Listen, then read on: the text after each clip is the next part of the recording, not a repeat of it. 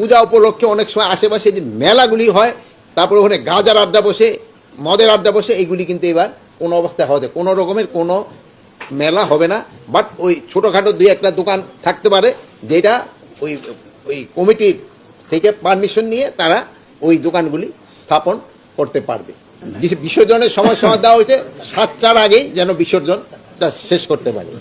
বাদ দিতে হবে। আমাদের ধর্মীয় স্থানগুলোকে কি উনি গাঁজা আসর বলতে চাচ্ছে? যেমন আজকে স্বরাষ্ট্র উপদেষ্টার একটা বক্তব্য আমাদের কাছে খুবই আশাহত করেছে। উনি বলেছে যে দুর্গাপূজা মণ্ডপ থেকে গাঁজা আসর হচ্ছে বাদ দিতে হবে। আমাদের ধর্মীয় স্থানগুলোকে কি উনি গাঁজা আসর বলতে চাচ্ছে, না মণ্ডপগুলোকে উনি গাঁজা আসর বলতে চাচ্ছে? একজন উপদেষ্টার বক্তব্য হওয়া উচিত মার্জিত।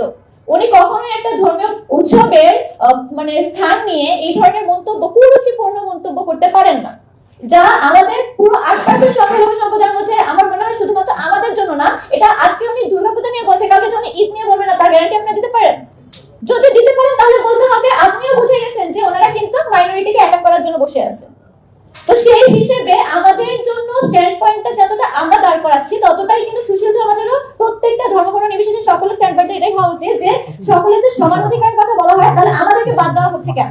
আমাদেরকে যদি নিজেদেরকে নাগরিক হিসেবে ডিমান্ড করতে হয়, তাহলে আমাদের নাগরিক অধিকারগুলো তো আমাদেরকে দিতে হবে। যখন নাগরিক অধিকারগুলো থেকে আমরা বঞ্চিত হবো, তখন তো আমাদের নিজেকে সংখ্যালঘু সম্প্রদায় হিসেবে নিজেদেরকে ডিমান্ড করতে হবে।